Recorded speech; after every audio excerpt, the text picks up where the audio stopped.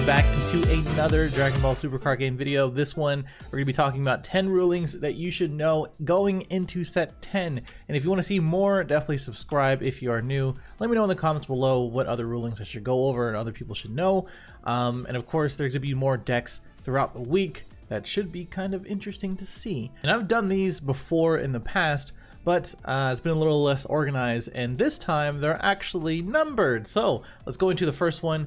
The first ones you should know is basically the Erratas, outside of the ones that include the Goku and the Vegeta. This one specifically including the Super Saiyan 3 Gotenks, and as well as the Vegeta and Trunks no holds barred, in which for this guy over here, Gotenks, he's an ultimate, or one of the ultimates that got revealed, in which his permanent said, before permanent, reduce this energy cost by 1 for each battle card for 15 cost or 15 power in your drop area. But they actually errated to only be in your hand, and the specific reason for that is not only to prevent any shenanigans and misreads or misunderstandings as far as the permanent goes, because usually it has to specify in the hand in order for the permanent to actually be very clear.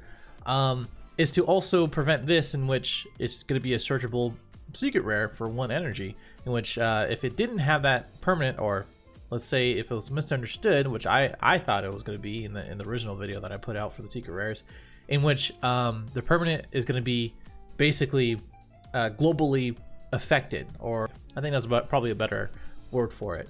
And doing that, it can reduce it all the way down to 4 if you have 4 15,000 power battle cards in your drop area, and that way Planet Vegeta, which gets a 4 cost Saiyan or less, can go ahead and be used for that. And the other thing is that for the Vegeta and Trunks, they just changed the Vegeta and Trunks character to Trunks Future, which again in the picture it is Future Trunks, so it kind of makes sense. The only bad thing about this is that it kind of ruins the tutor ability, if that's a word for it, to be searched, not only for, you know, top 7, top 5 or whatever, but also searching throughout the deck. There are a lot of Trunks cards or Trunks supported cards that actually would support this character name versus Future Trunks, so I can understand that. Just kind of a bummer. But the other thing to kind of have a bonus with the Gotenks is that again, this is something I discussed before, but if your opponent uses a skill to gain control of this card, this one right here, can they activate and resolve this card's auto skill? Yes, the auto skill will activate, and since the master of the skill is your opponent, they get to resolve the skill. So what this means is that this auto right here, which when this is removed from the battle area by opponent's skill, choose all your opponent's battle cards in energy and rest mode and ignoring barrier, and place it in the drop area, I do believe. Yeah, place the drop area. So if they gain control of it, whether it's something like Beverly Blue or something like that, which again, this permanent, they would have to, I think they would have to negate the skills and then take control of it, and I don't think the auto will proc off because the skills aren't there in the first place.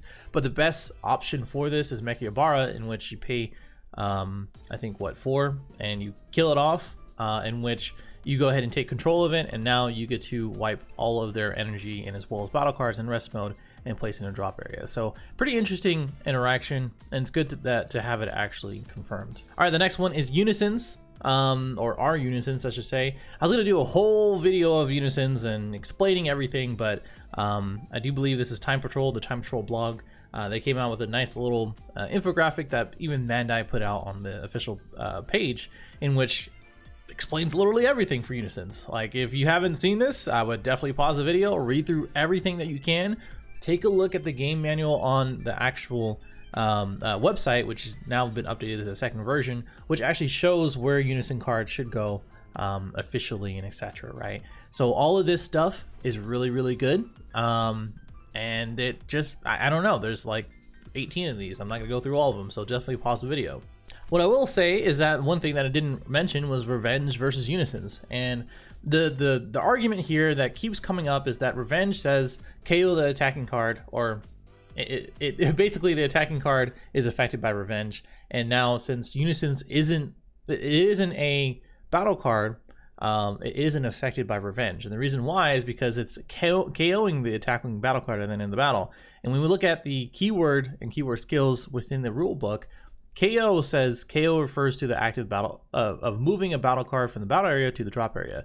A card that is KO'd and it has when it affects as the KO card or etc. You can read the rest. Basically says it only affects battle cards. So if you have a blocker revenge Syn Shenron and you block a Gogeta or Gotenks Unison card, they're not affected by it. They don't get placed in a drop area because they're not a battle card. A really good thing, if anybody ever argues with it or argues about it, just ask them what happens with revenge versus leader cards, right?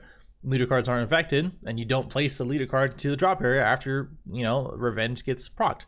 So that's sort of the mentality behind it, and there's shouldn't be any kind of reasoning or Q&A for this type of thing, because it is just in the rulebook and it just makes sense. Oh, speaking of Syn Shenron, so one thing to kind of clarify as far as his auto, or one thing to clarify is his auto, and his auto says when your opponent plays a battle card, they may choose that battle card ignoring barrier and negate his skills for his turn.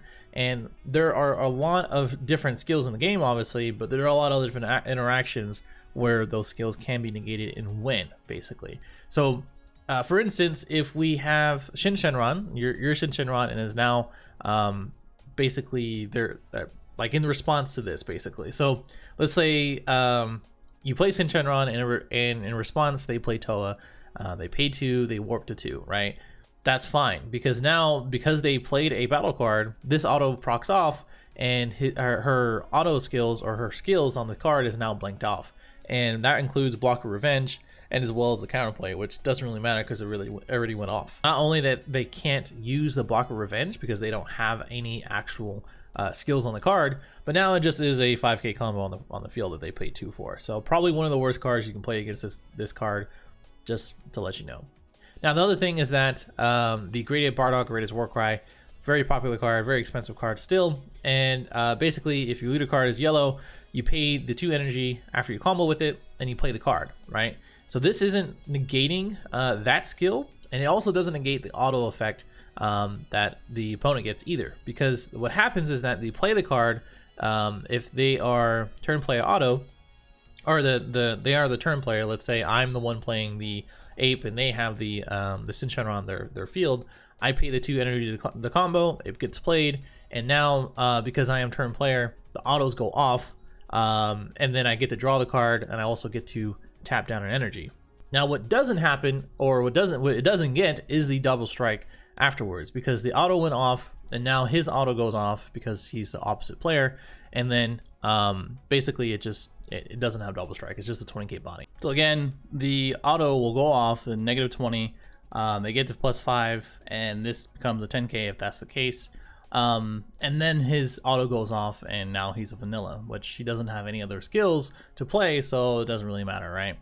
Now the other thing is to consider is probably going to be the better options, in which, you know, it's going to negate the skills for everything else that's probably more useful, in which Black Smoke Dragon, you play for 5, and then if this is on the field, it gets to negate the skills of this, which has an activate main.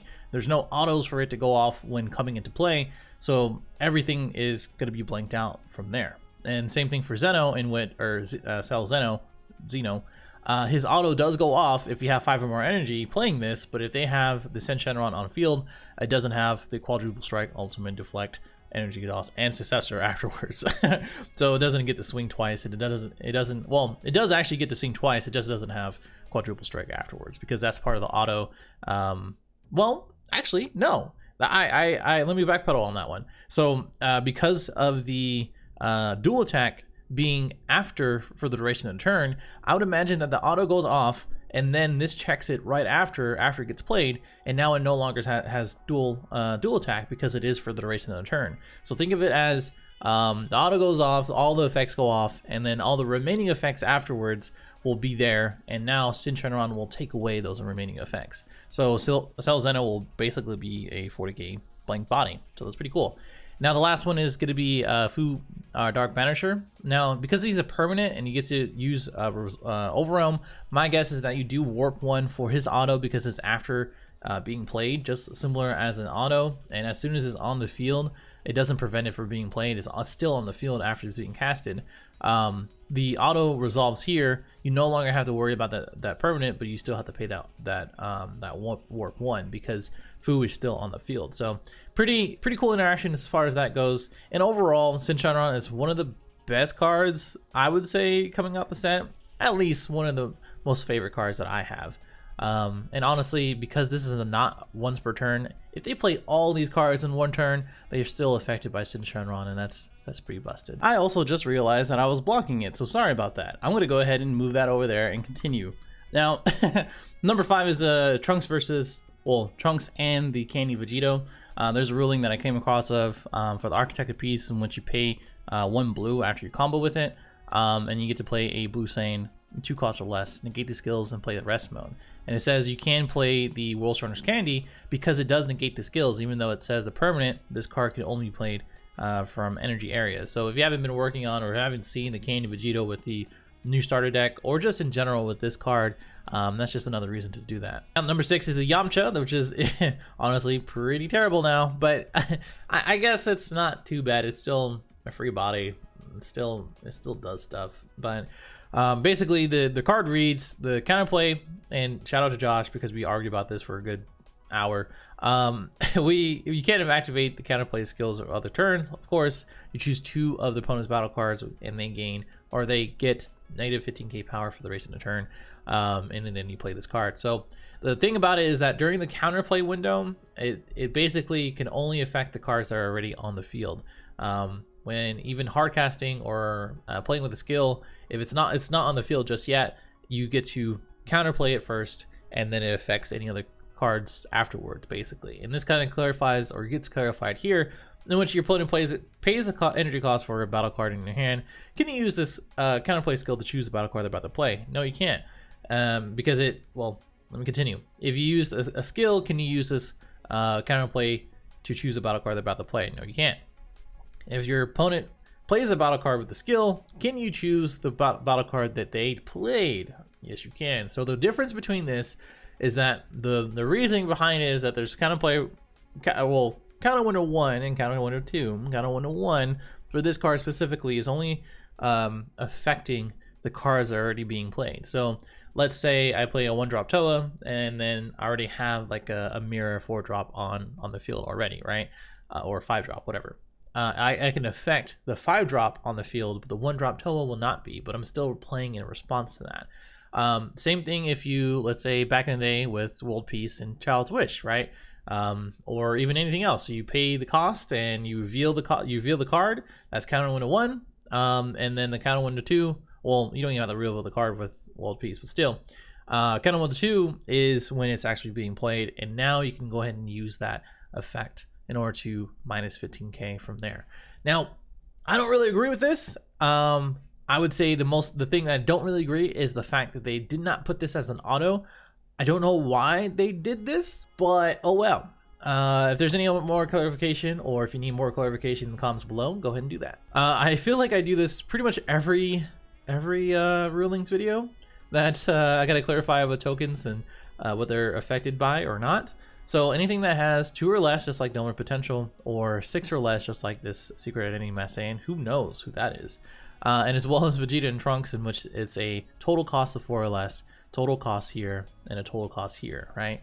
That is a specific thing in which you're not specifying a cost. If it says choose something that is 6 or less, choose something that is 2 or less, or choose something that is 4 or less, even if it adds up to it, you can't do that. You can only do this with cards that add up to that amount. So really cool that we still have cards that affect tokens. So Booney is a thing, and we have now Meta Cooler. These are going to be cards that you should probably sideboard. I highly recommend to have this guy in the sideboard. Not only is that he's cheap and free, he's a 25k body, and of course Donor Potential is one of the best cards out the set. So there you go.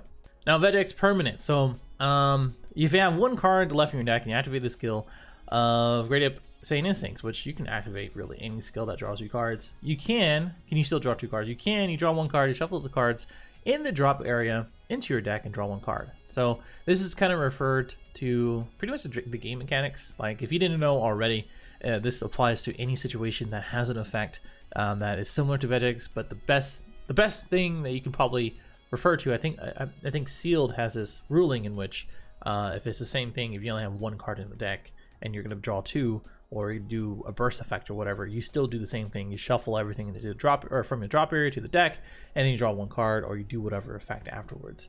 So it's pretty cool to have this ruling. And just to clarify, that's something that people are going to be confused about and probably argue about, but we'll see. If you have one card remaining in the deck and 19 in your drop area, can you activate this card? This card's activate skill, do you lose the game? No, you don't. You don't go down to the 0 cards, and at the same time you reach 20 cards in your drop area, fulfilling the request that the permanent needs, which is sparking 20, which is very, very important to know. That is just not something that people can kind of get around at. So there you go. So extras versus Gotenks and the Gogeta Unison. This is specifically for the display mastery leader, but I would imagine it's going to be applied to this one as well, in which your opponent activates the activate main skill for Emperor's Death Beam in the drop area. Does this card's auto skill activate? No, it doesn't. It doesn't count as activating as extra skill or extra card skill.